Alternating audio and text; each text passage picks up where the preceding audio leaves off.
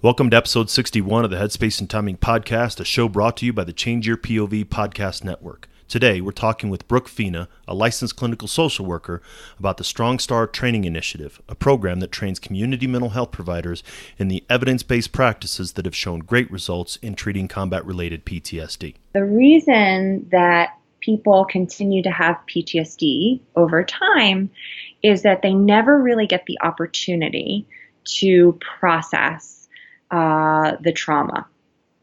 And they never really get the opportunity to kind of make sense of it over time. And the reason for that is because what happens is after people experience trauma, they tend to avoid a lot. And while this makes sense in the short run, I mean, this is kind of how we think and how we learn, right? If something bad happens, you're in order to kind of feel better in the short run, don't think about it. But the challenge is that in the long run, it actually keeps the symptoms going. Welcome to the Change Your POV podcast network. You're listening to Headspace and Timing, a show dedicated to breaking down the stereotypes about veteran mental health. My name's Dwayne France, and I'm a combat veteran of both Iraq and Afghanistan. After I retired from the Army, I took on a new mission as a clinical mental health counselor for my fellow service members.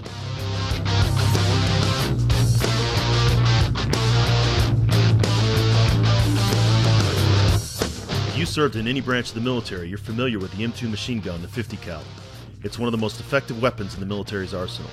If the weapon's headspace and timing wasn't set right, however, it was just a huge useless chunk of metal. Veterans can be rendered inoperable if their headspace and timing isn't set correctly either.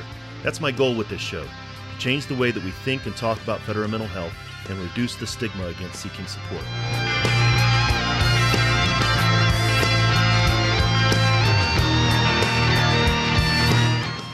Each week, we'll talk with mental health professionals, veterans, and those who support veterans, service members, and their families. We're going to have real and honest conversations about a topic that most just don't like to talk about, veteran mental health. Let's jump into this week's conversation.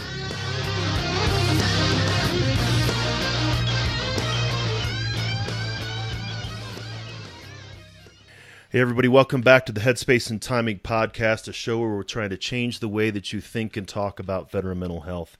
If you're a longtime listener, you know that we often have guests on, not just to talk about maybe practitioners talking about their own experience with treating veteran mental health or veterans with their own mental health journeys, but also to highlight programs that are trying to, like this show, change the way that we think and talk about veteran mental health. And that's definitely what my guest here today is going to do, both as a practitioner and as a representative for the Strong Start Training Initiative. So I'd like to welcome the audience to the show, Brooke Fina. Brooke, welcome. Thanks, Dwayne. Thanks so much for having me. Absolutely. As I think I've mentioned before we got started, I have heard of Strong Star for a while. The efforts that are being made in understanding and researching about veteran mental health. But before we get into that, I'd like to give you an opportunity to tell the audience a little bit about yourself and sort of your background. Absolutely. So I'm a licensed clinical social worker. I have been for almost 10 years here, which is kind of crazy to think about.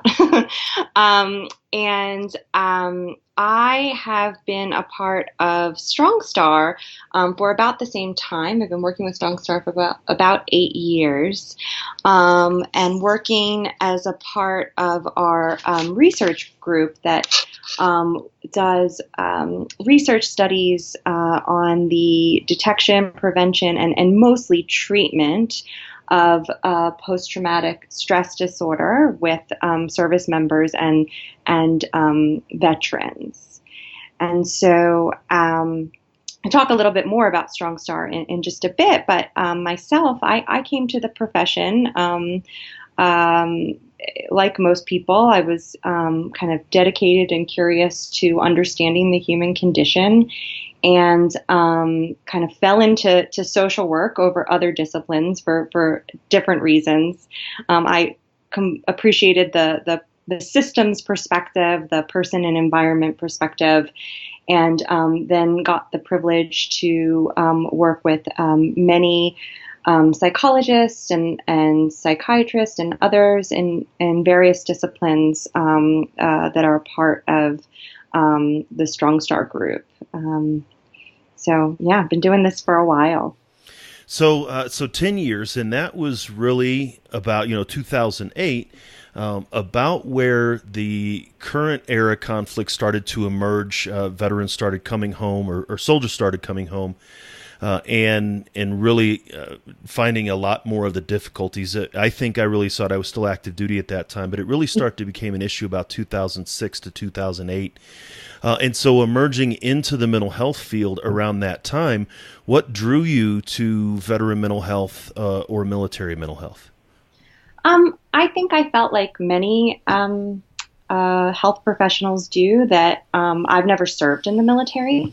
And I don't have family in the military, but I had this sense that I wanted to serve in the way that I could, and dedicate my work to those who have served our country.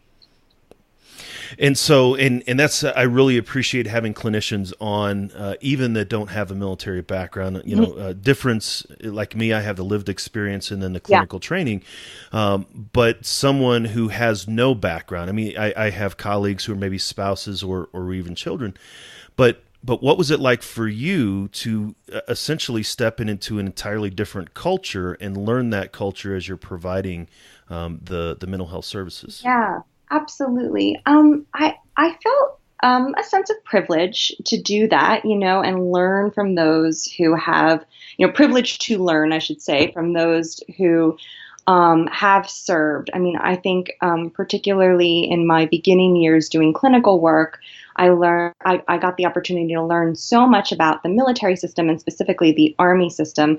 I've served as a research therapist on some of Strong Star's large randomized control trials at Fort Hood in Texas.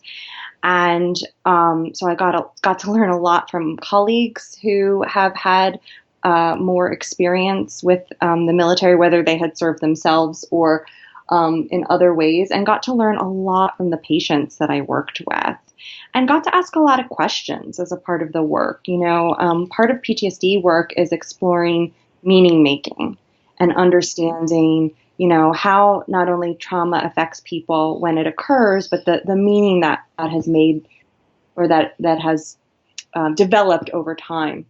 And so I think it's actually really good to be able to ask lots of questions when you're doing that work.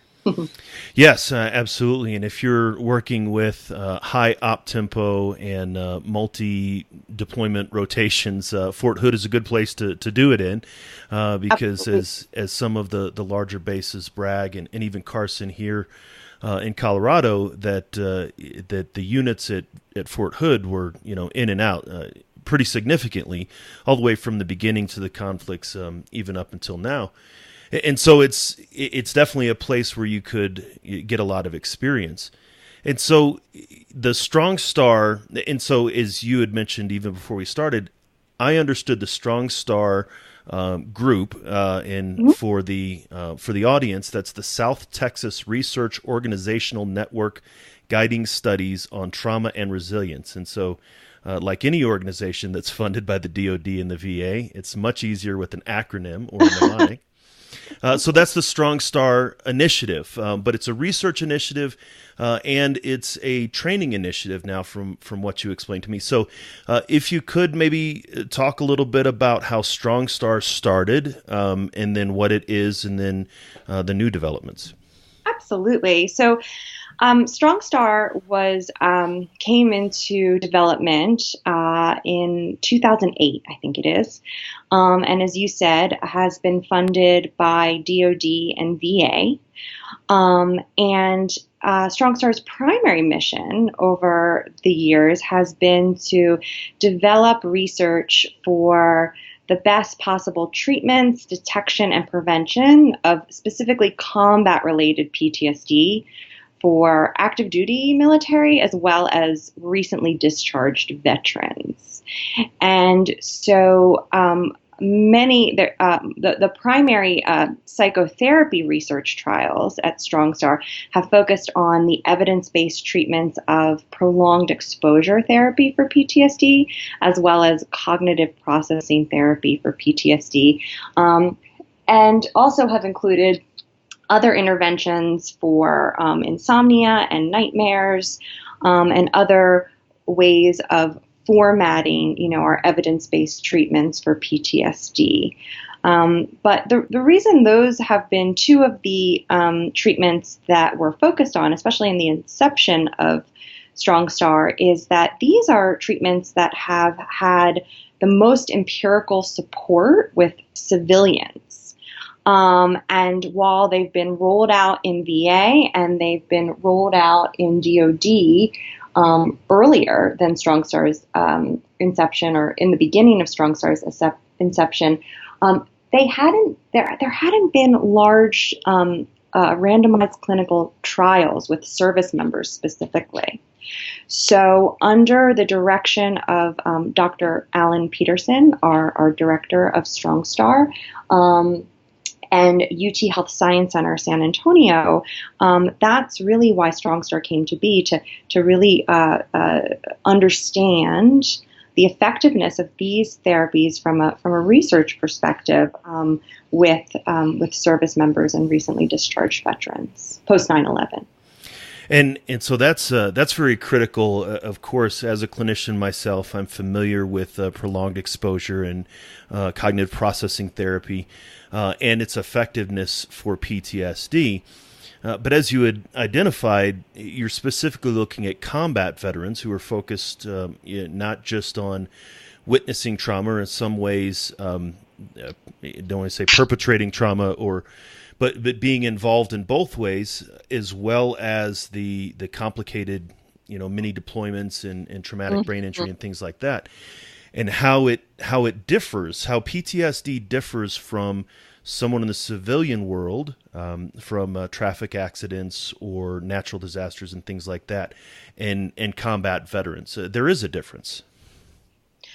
Yes. And we're trying to understand, I think the research field, right, and those who do this work from a research perspective and a translational perspective into clinical practice, we're trying to understand that difference more through research. And so while the first large randomized control trials of PE and CPT within StrongStar have been published, we're also trying to understand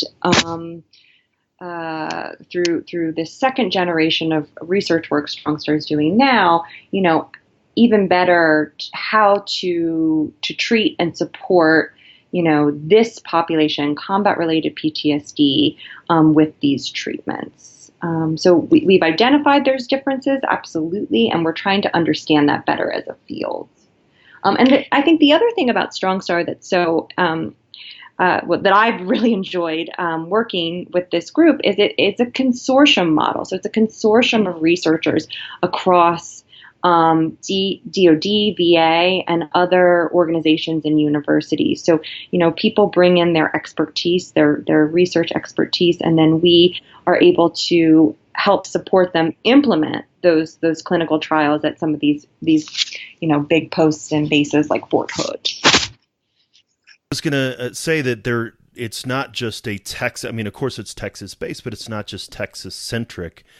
In that you have collaborators and on your website. And I'll make sure that the website is linked in the show notes. But Boston University, Duke, University of Utah, University of Virginia, Wake Forest, Yale. So you have a lot of nationwide, a lot of collaborators that are looking at these type of problems, and not just university, but USHUs with in DC, and then the National Center for PTSD.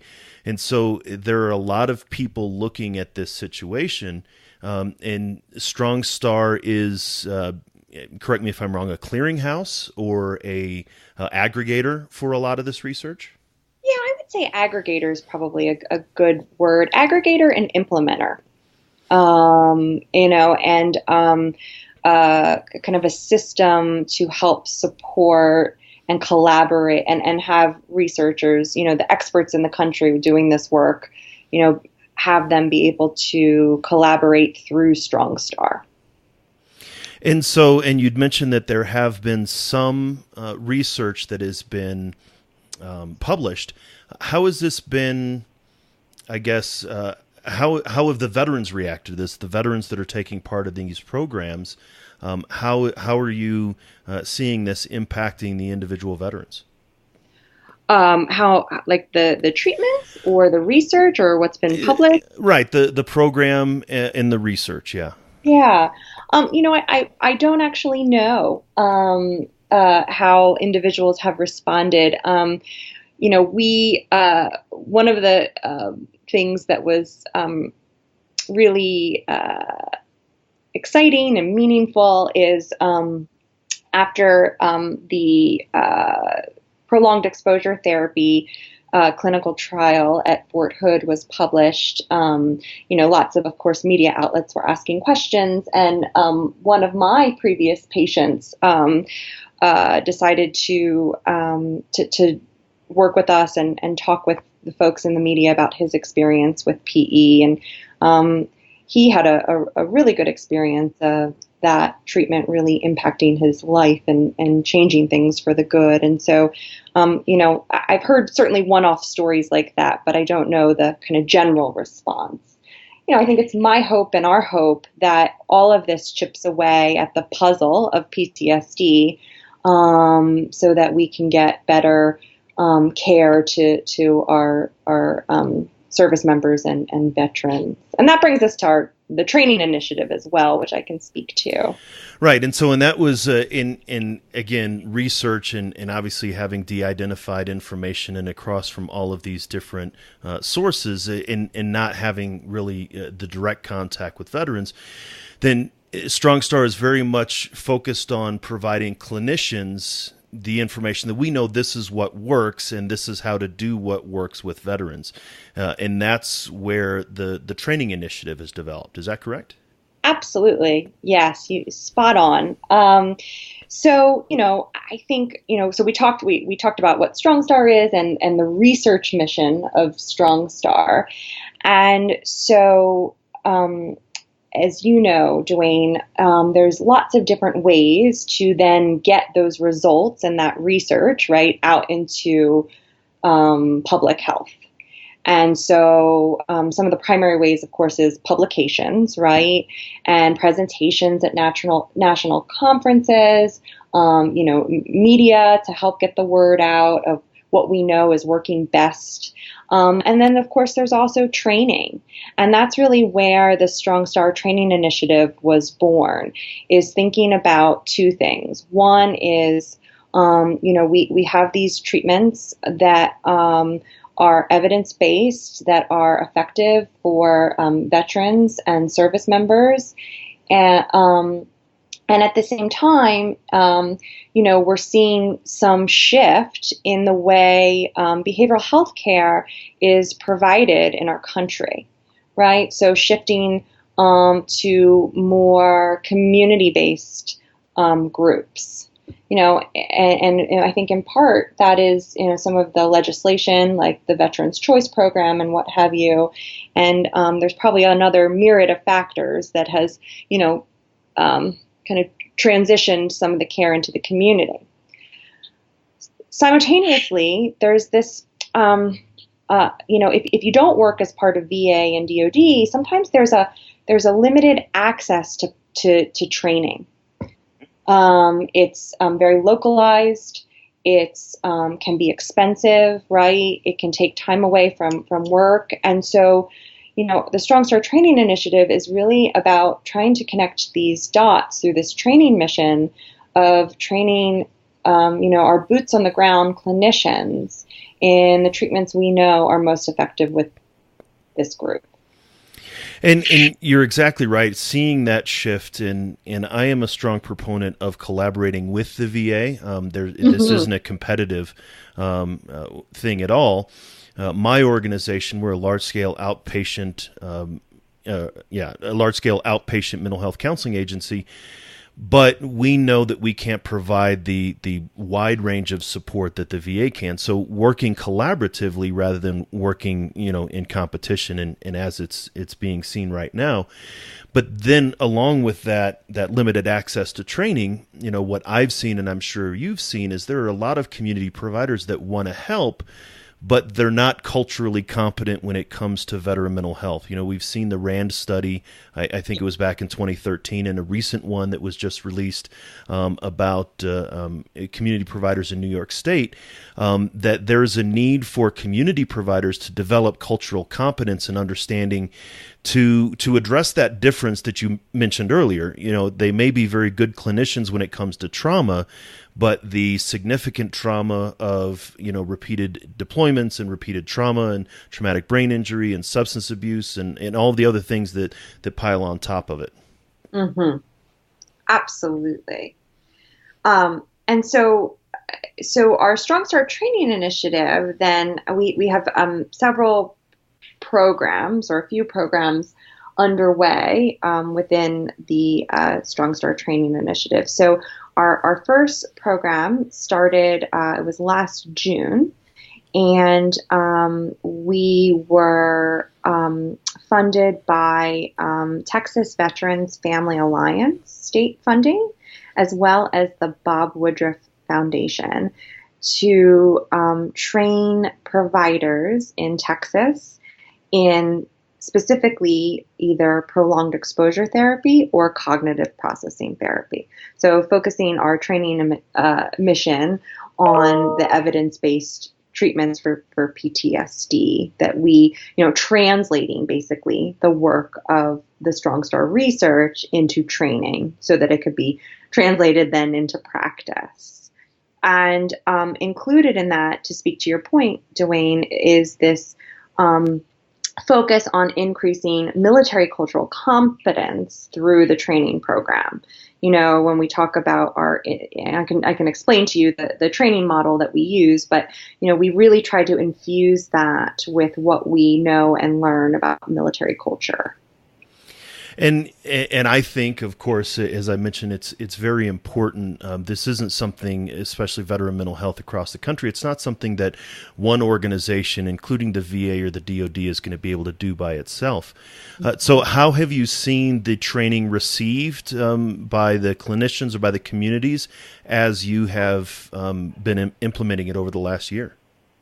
So it's been well received, and part of our, we call them learning communities. Part of our learning community model, and I'll explain what that means in just a second, is evaluation. And we're just starting to get our 6-month evaluations in from our Texas program. So we're really excited to look at those and see, what we've done well that's well received, and, what are our areas for improvement as well, like any program, new program. But it's been incredible. As I'm our Strong Start Training Initiative's director of training, I'm the one who gets the opportunity to conduct the prolonged exposure therapy trainings. And it has just been really exciting and really a joy to train these clinicians who want to serve this community of people as well, veterans and service members. So if you have, and you'd mentioned the learning communities, what generally, what makes up a learning community? Are these community clinicians that have previously worked with veterans, that have no work with veterans? Yeah. What constitutes that? We get a mix. We definitely have gotten a mix of, we see a spectrum of those who have either, served themselves and are now clinicians out in the world, those who, like my background, right, didn't have much exposure to military populations. So that's been really interesting, and I think the clinicians absolutely learn from each other in this learning community as well. But the way it's set up for us is we have so I'll speak to our Texas program first. So again, we launched last summer. That would have been June, July of 2017, and kind of spread the word about this opportunity for training. And so there was an application process, and we included folks, clinicians that is, who either were already seeing veterans or service members as a part of their practice, or are also kind of training the workforce who will likely be working with these folks in the future and have an interest in working with military folks in the future. And so clinicians apply to the program, and then once accepted, the learning community includes some pre-training. So we do that through webinars mostly, and the idea here is really to kind of get some standard learning in about trauma and PTSD assessment and military cultural competence, so that we can hit the ground running in our 2-day training. And so that's our in-person training. So in Texas, for example, we had 6 trainings in person that were 2 days. You got trained in, as a clinician, either prolonged exposure therapy or cognitive processing therapy. And so those trainings consist of didactic material, right? Role plays, all the things that we know we do clinical trainings with. And those trainings were also developed by the creators of the treatments, respectively. And then once the clinician completes the in-person 2-day training, they get back to their office, their work, and they start to assess patients to, start the evidence-based treatment with PTSD. And then they're involved in what we call weekly phone consultation, where they, along with several other people, are part of these weekly phone consultation, where we're talking about cases and we're providing feedback even after the training, right, through this phone consultation on specific cases. We include 6 months of that, as well as 6 months of advanced clinical training through webinars. So, thinking about PTSD and the intersection of military culture, some of the advanced training webinars we've had in the past are things on, traumatic loss or moral injury, or insomnia and nightmares, those things that we know really touch this population. We also include, there's a lot of moving pieces, but we also include monthly organizational consultation.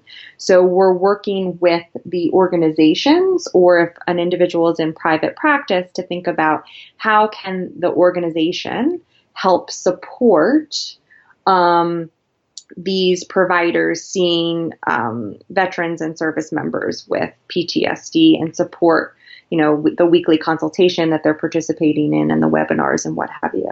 And then we've done some evaluation, pre-training, and we're doing that post-training and consultation. And so, and there is an important point that you had mentioned earlier, that for community providers like myself and my organization, the training is not always readily available because of cost. I do know that there is going to be a CPT workshop coming here to Colorado Springs, creating a community here, and it's at no cost to the clinicians. Is that correct? At our national program, which is what you're referring to, that launched shortly after the Texas one that I'm explaining, Bob Woodruff Foundation has generously supported that program. And so we're able to provide training in CPT and PE in specific markets like Colorado at a scholarship cost of $300 for training. So, right. Yeah, so we have some cost associated with our national program. Our Texas program, we were able to deliver training at no cost. Now that's $300 for the whole thing, or $300 per clinician? $300 for the clinician. Mm-hmm. That includes the full learning community. So all those elements that I just spoke about, the 6 months that our clinicians are with us learning, both through in-person and then, phone consultation and webinars and what have you. And that's great. I mean, it's great to understand if a clinician, we have a wide range of listeners. We do have some mental health providers who are not, I don't want to say aren't familiar with veterans, but they're working with veterans and they want to learn more about veteran mental health. They listen to the show, but we also have a wide range of veterans who listen to the show. And of course, we have been, Strong Star, again, as we identified earlier, is very much focused for clinicians. But veterans also listen to this show and they're like, what are you talking about with prolonged exposure and CPT and what is this? So maybe for a little bit, could you give maybe an introductory overview of, well, prolonged exposure specifically, that's what your training expertise is in? Absolutely. So prolonged exposure is a therapy that's been around for decades now for the treatment of PTSD. And it's one of the treatments we have that we have the most research support for its use. So like you were saying, both in civilian population trauma, things like car accidents, natural disasters, sexual assault, physical assault, as well as veteran, or I should say combat-related or deployment-related traumas. And it's a treatment that is time limited. So typically, treatment is done in somewhere between 8 and 15 sessions. People recover at different rates, and so there's flexibility in that. And it's also done in an individual format.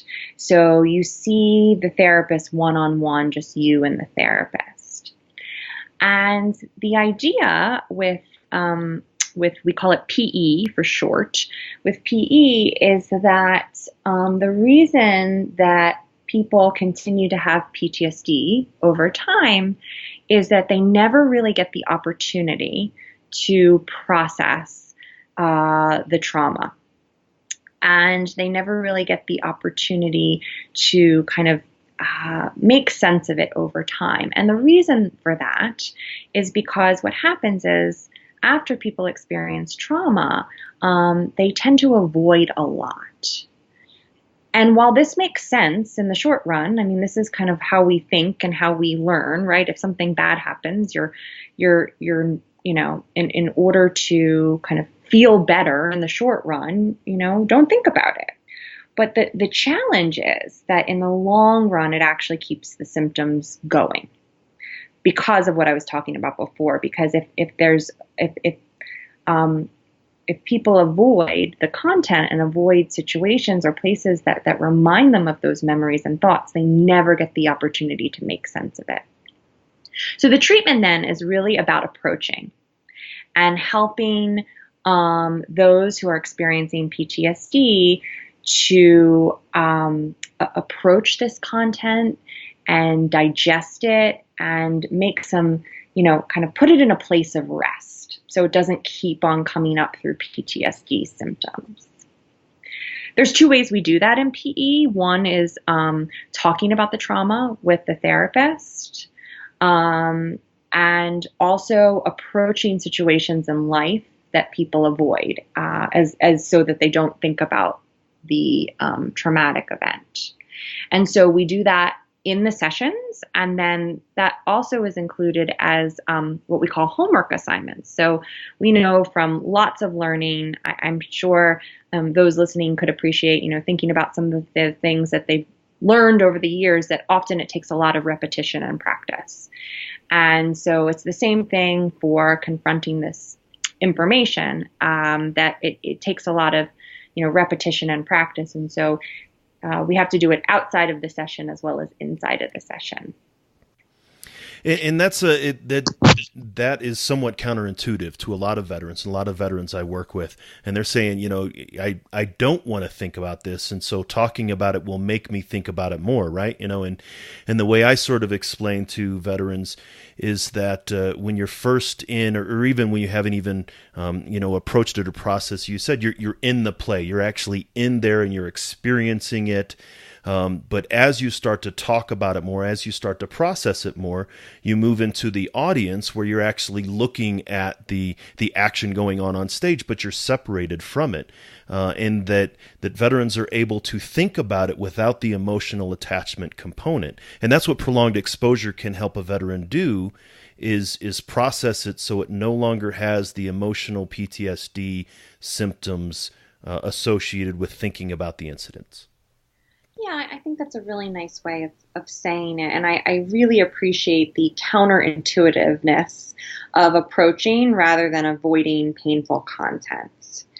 In PE, like other evidence-based treatments for PTSD, it's not that we are, avoiding people of emotions, right? Many emotions remain. The idea is that over time and over the work of PE, the relationship to the memory changes. And so when it does come up, or when people do think about it, it's not so overwhelming or as distressing as it was before they start. And I like that idea of the relationship to the memory changing. The memory is still there. And this is another thing that I often hear from veterans, especially when it comes to traumatic loss.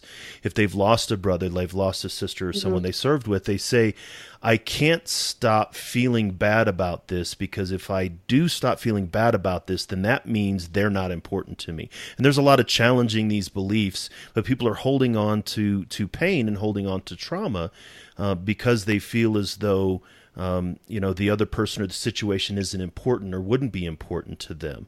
And so that idea of changing relation to that, yes, you're still important. They're still important to you in that situation, but it doesn't have to be painful and traumatic either. Absolutely. And I think that is an example of the type of trauma that often, at least in my experience doing this work, that many of those who've served experience, that traumatic loss, right? And how do you make sense of that? It's really, really painful and hard to do. And these treatments help people, again, to be able to make sense of it and put it in a place of rest so that it's not interfering or overwhelming their life through these PTSD symptoms. The other piece, though, to prolonged exposure is it has to be done in a very particular way. There are certain steps, there are certain ways to do it, because if the veteran is just talking to his cousin over and over and over again about that, that's being exposed to it without the understanding, the processing. Is that correct? Absolutely. I think the processing piece, which is what you're getting at, kind of making sense or making meaning of it, is really, we understand that to be really important to the treatment. And that's the other piece that tends to keep PTSD alive for people, is that after trauma, people develop really unhelpful and even unrealistic ways of looking at things in the world, because trauma really shakes people's experience and how they understand the world. And so not only is it important to engage with the content, but also really understand what are the ways that someone is thinking about it that's kind of keeping them keeping those symptoms going, and considering, are there other ways to understand or make meaning of this experience. And oh, go ahead. No, so it's not just telling your story over and over again. I mean, that's, again, I'm trying to do a myth busting a little, because a lot of veterans like, all I'm going to do is just sit here, and tell it over and over again. And that's not the only part of it. It's first, and then you're actually in the audience, like I said, and you say, okay, what does this mean to you? Is the way you're looking at this, is this correct? Is this the way you want to? Does it make you feel good? Does it make you feel bad? So it's not just telling your story over and over again, but really analyzing how you react to that story in the current moment, which really helps make that separation. Yeah, definitely. Absolutely. Yeah.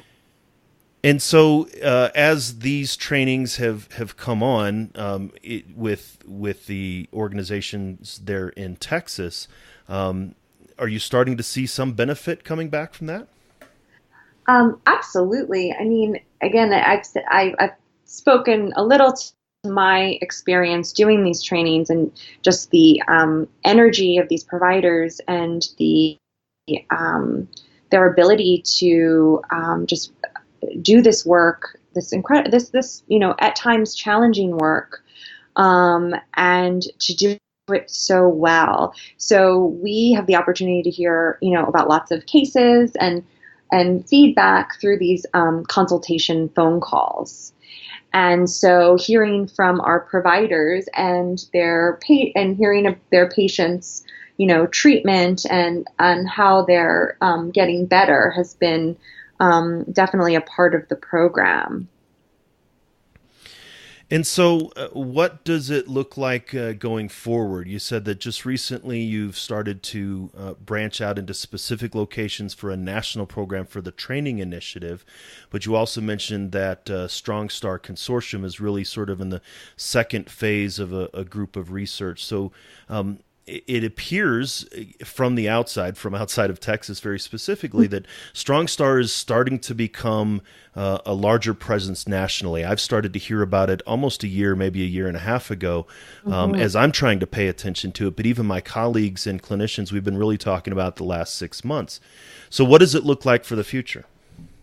Yeah, absolutely. So as I talked about the Strong Star Training Initiative, and we had launched with our Texas program, about I think 4 months after that, we launched our national program, and were able to do these learning communities that include these, the 2-day in-person training in various cities and states across the country. So that's ongoing right now. We have upcoming a training in Colorado Springs, like you said. We have an upcoming training in PE in San Antonio, and we have had trainings as part of our national program in Florida, in New York, and Chicago. We're definitely looking to be able to train folks that are not in Texas as well. So that's one piece. The other piece is that we are hoping to train again in Texas in crisis response planning for suicide prevention. So that is a one session evidence-based treatment intervention to help reduce suicide risk among people. And so that's something that we have in the works that we hope to be able to do as well, starting this summer. And again, as a community clinician, I see this as an enormous benefit to help bridge that gap between, the resources, obviously, that maybe the DoD and the VA have, but especially regarding some outpatient, general outpatient therapies. The VA can be overwhelmed in certain areas. In other areas, the services are widely available. Mm-hmm. And so it's really good to hear that the Strong Star Training Initiative very specifically is going to be branching out and providing these treatment to clinicians. Yeah, absolutely. And Strong Star itself is continuing to do psychotherapy research, both at Fort Hood and other locations, including Brooke Army Medical Center.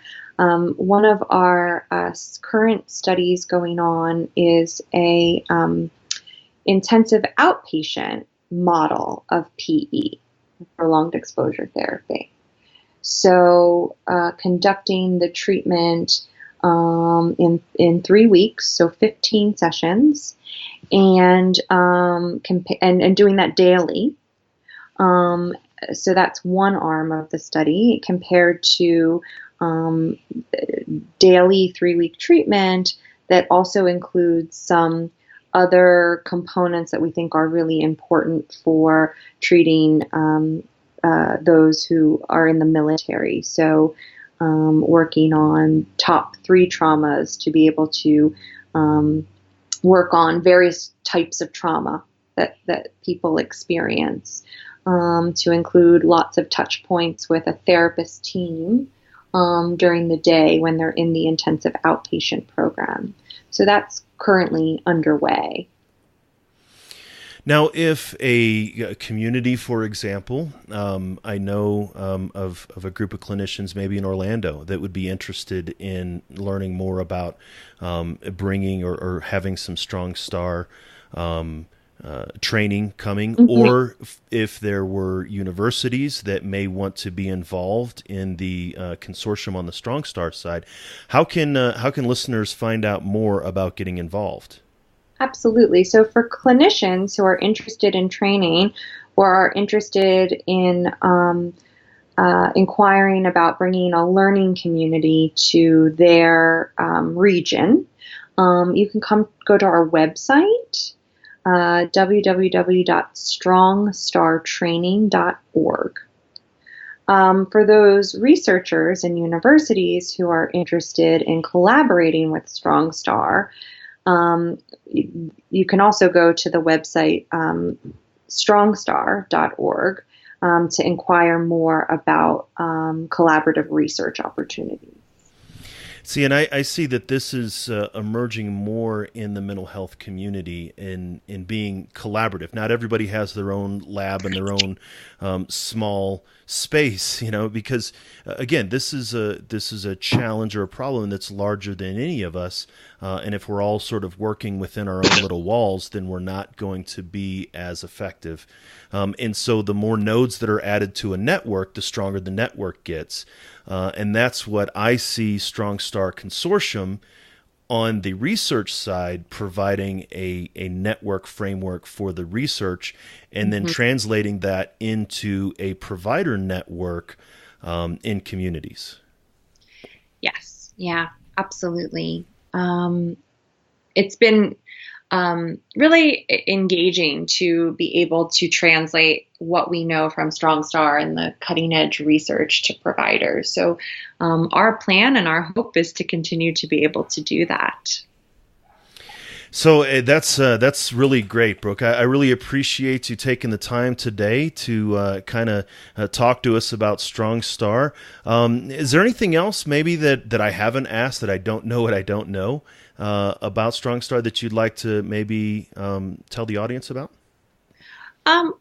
I don't think so. Other than we talked a little bit about PE. It's not the only evidence-based treatment for PTSD, of course. So, for those who are listening, who are consumers of behavioral health treatment, there's lots of effective treatments for PTSD out there, and the best thing to do is, if you're in need of treatment, to start asking those about your options, because there's several options.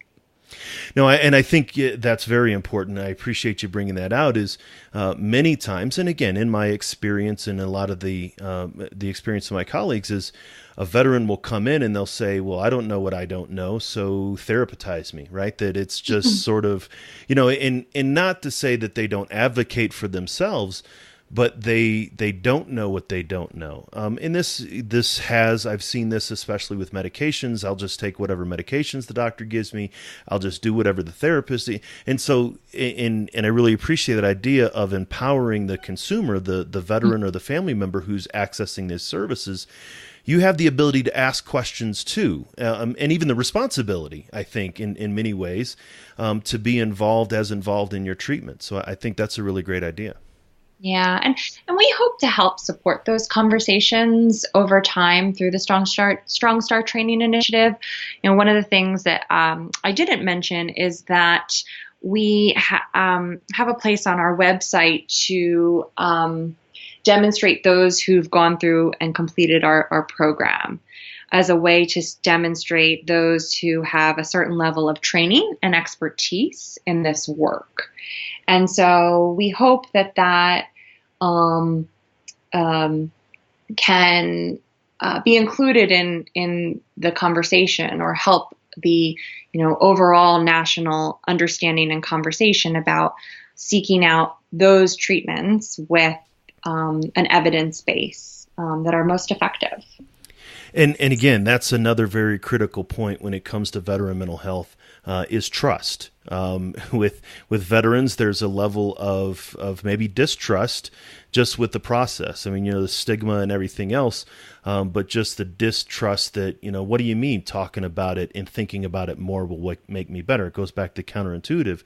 And so the idea of them being able to go someplace and say, I can trust that these group of individuals are, certified and capable in something that has been backed by evidence to be able to satisfy my needs. And I think that's great as well. Mm-hmm. Yeah. So I really appreciate you coming on the show today. If anybody wants to maybe contact you or learn anything more, is there a way, maybe through social media or maybe Strong Star's social media accounts? We do have a Facebook page, and they could always message that. We also have a general inquiry as part of our Strong Star Training Initiative website. And I'll make sure that both of those are in the show notes as well, so that listeners can go there and get involved. So I really appreciate you coming on the show today, Brooke. Thanks so much, Dwayne. Absolutely. Thank you. You're listening to Headspace and Timing on the Change Your POV podcast network.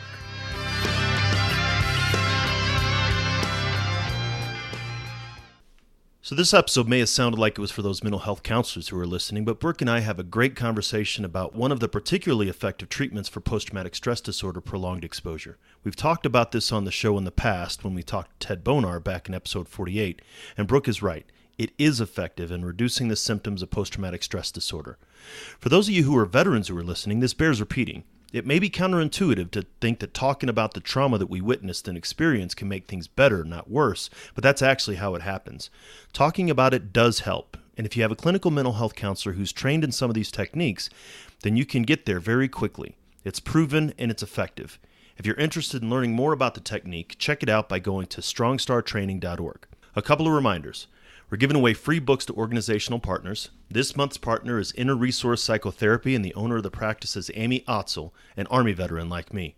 Amy and I have had some great conversations over the past couple weeks, and we plan on having her on the show at the beginning of July. If you want to support Amy's work regarding veteran mental health and get copies of the book in the hands of veterans who need them, head over to veteranmentalhealth.com/combatvetbook and pick up a copy. Also, another reminder, if you have an Echo device, we're on Amazon now as well. Just go to veteranmentalhealth.com/Alexa to add the update to your flash briefing, and you'll get daily updates about veteran mental health and wellness. And every once in a while, you could get a chance to get a free copy of the book too. Just listen daily to check it out. Next week, we're going to be talking to an author that wrote a children's book about transition and reintegration. A shout out to Tactical 16 Publishing, which you've heard recently on Jeff Adamek's show, Changing Hearts and Minds. We have one of their authors, Pam Salisbury, on the show to talk about her book, Ashley's High Five for Daddy. So tune in next week, and until then, stay focused and be well. I'd like to thank the Change Your POV podcast network for hosting this show and highlighting the critical importance of veteran mental health. We want to hear from you. You can reach out to me via email at dwayne@veteranmentalhealth.com. You can find me at Twitter at @TheCounselingVet, or head on over to Facebook and look for the Change Your POV squad. You can find the show notes for this episode and all the episodes by going to veteranmentalhealth.com or changeyourpov.com. Sign up for updates on either or both so you don't miss another episode. While you're at it, check out the other great shows on the Change Your POV podcast network. The show about remembering our military history and reviving our warrior spirit, Changing Hearts and Minds. The show about outdoor activities that us veterans love so much, Neophyte in the Woods. The show that helps us get going at the beginning of the week, Motivation Monday. And Attack Fridays, the show that brings you actionable tips, tricks, and coachable knowledge to help you make the best of your transition. While you're checking out the other shows, drop us a review in iTunes or whatever podcast platform you're listening to. The reviews really help spread the word about what we're doing. If you're looking for the total package for all the information you need to live the life you want after leaving the military, you found it. If you know of a buddy who's looking for the same info, share it with them so they can find it too. I want to thank Doc Todd for his permission to use his track, Not Alone, from his amazing album, Combat Medicine. Doc Todd is somebody who's trying to bring veteran mental health out of the darkness and into the light, and you can get the album by going to therealdoctodd.com. Check it out, because remember, veterans, you're not alone. Ever.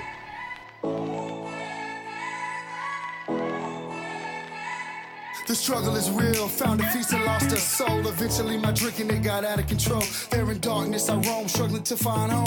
See, suddenly death didn't feel so alone. 22 a day, destination unknown.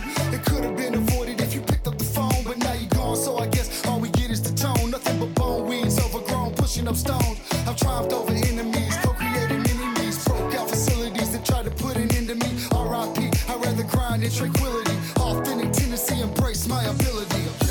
I try so hard to have faith. I bow my head and I pray. Lord, please lend me the strength to carry on and keep staying. Stand up. How this life so demanding. So much pain, I need plenty. I hurt each time I wait. Tell 'em, man. But with you, I'm not alone. Not alone. You're not alone. That every time that I fall, I'ma call on you. Get myself back up again. Without my Georgia girls, yeah, I'd probably be dead. Cause I'd be taking every med that the VA said. Gave every shred, every last thread of my identity. Conquer my fragility, eliminate the enemy. Deliver me, God, from temptation. Tell me that this life is just a matrix. Need a facelift, back to basics. Vision Lasix, I only feel alive when I hear the bass kick. I try so hard to have faith. I bow my head and I pray. Keep praying. Lord, please lend me the strength to carry on and keep staying. Stand up. How this life so demanding. So much pain, I need plenty. I hurt each time I wait, but with you, I'm not alone. Not alone. Yeah. You're not alone. And every time that I fall, Come I'ma on. call on you. Pick myself back up again. Yeah, just pick up the phone, you're not alone. Just pick up the phone, you're not alone, man. Just pick up the phone, you're not alone. Yeah, pick up the phone, I'm right here. And I love you guys. Take those bottles out, dog, and pour them in the sink. Take the needles out your arm and the gun away from your forehead. It's time, man, you've been through enough pain, stand up. It's time to stand back up. All my veterans, man, Army, Marine Corps, Navy, Air Force, Coast Guard. Get up, you know. I try so